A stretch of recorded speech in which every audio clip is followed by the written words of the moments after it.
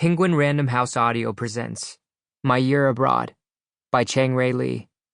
Read for you by Lawrence Cow. Without heroes, we're all plain people and don't know how far we can go. Bernard Malamud, The Natural. He who truly loves the world shapes himself to please it. Thomas Mann. Confessions of Felix Kroll, Confidence Man. Music in the soul can be heard by the universe. Lao Tzu. 1. I won't say where I am in this greatish country of ours, as that could be dicey for Val and her XL little boy, Victor Jr., but it's a place like most others. Nothing too awful or uncomfortable, with no enduring vistas or distinctive traditions to admire. No funny accents or habits of the locals to wonder at or find repellent. Call it whatever you like, but I'll refer to it as Stogno. For while it's definitely landlocked here, several bodies of murky water dot the area. There's a way that the days here curdle like the gunge that collects on the surface of a simmering broth. Gunge you must constantly gunge away. Still, Stogno serves its purpose. It's so ordinary that no one too special would ever choose to live here, though well populated enough that Val and Victor Jr. and I don't stand out. And we ought to stand out.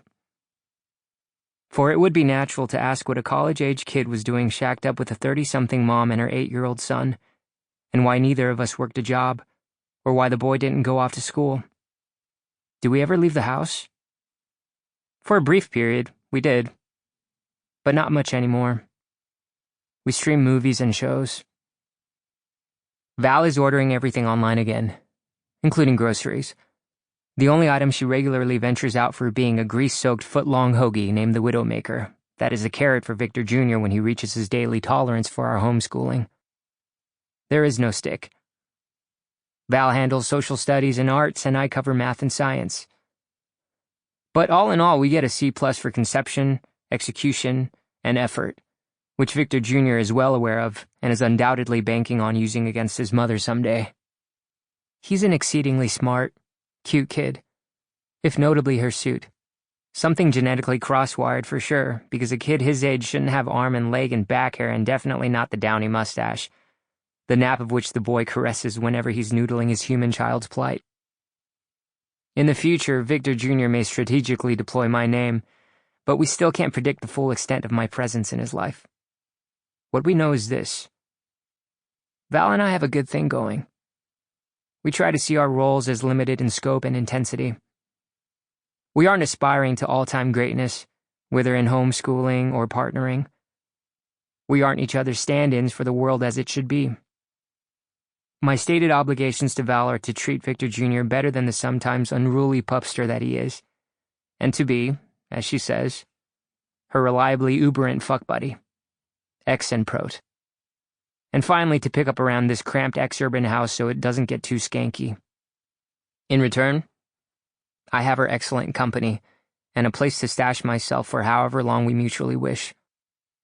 I require nothing of her at all, except that she not ask after my family, or what I was doing before I met her several months ago, or why my only possessions were the very clothes I was wearing, a very small Japanese-made folding knife, and a dark brushed metal ATM card that until recently magically summoned cash every time I used it. I know something about Val because she basically told me her recent life story right after we first met in a food court of the Hong Kong International Airport.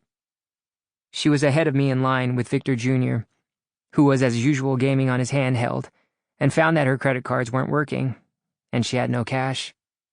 When the boy heard this, he immediately started wailing about the depth of his hunger, which I have come to know as bottomless.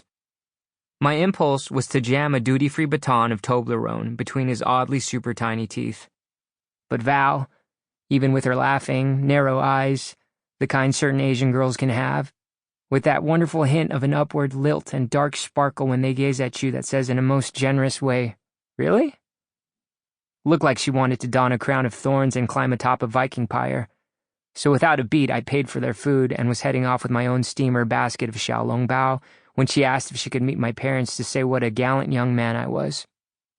She actually used the word gallant. When I told her I was solo, she hooked my elbow and plunked us down at a table. While her son destroyed his mound of hot and dry Wuhan noodles, Val began telling me she was kind of solo, too.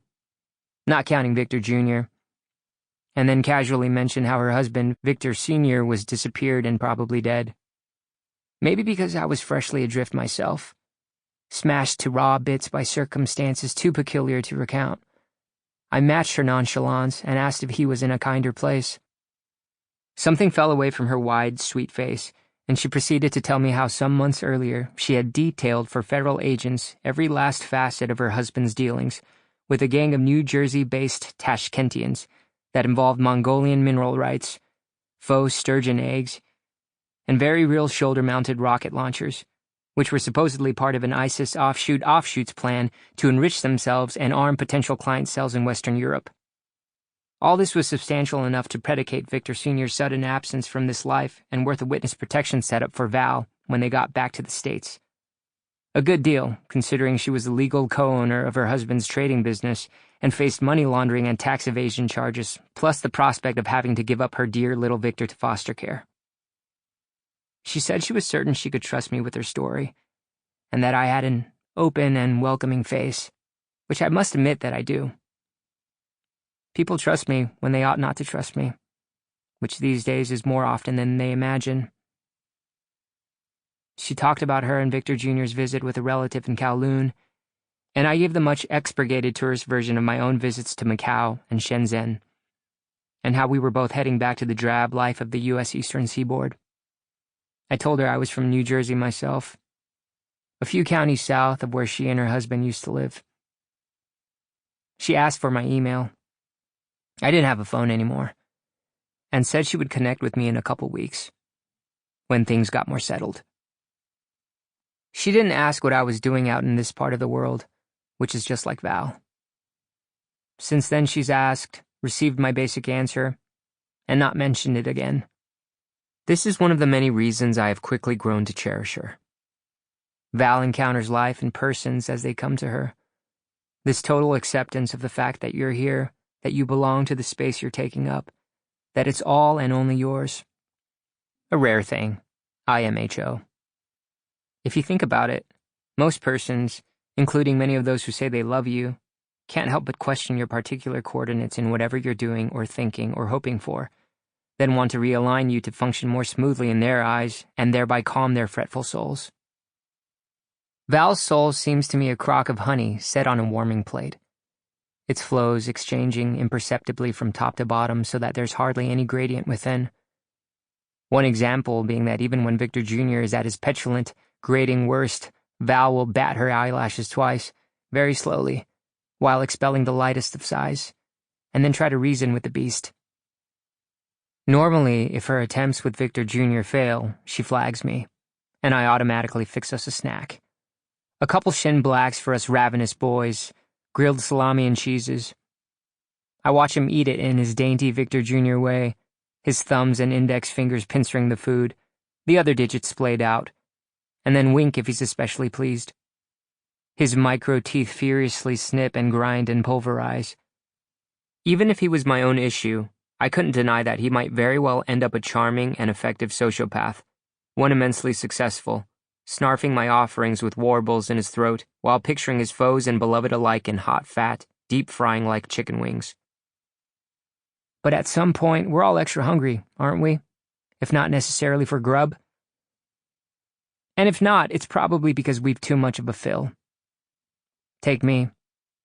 I'm on the other side of feeling I was about to burst, having skipped out on this last semester to hit as many tables and stations and taps of life's grand buffet as I could, which I had no idea could be so available, so glorious and miserable, so heroic and lamentable at once. Sometimes Val senses me going funny, and intuitively gives me space to sit by myself on our splintery back deck with a blunt, or to veg out when we're eating whatever we've ordered in. Sometimes Victor Jr. will bark at me. "Yo, Tilly, wake up!" Val would likely have no trouble believing the things I've done and seen in this past year, and maybe only Sample complete. Ready to continue?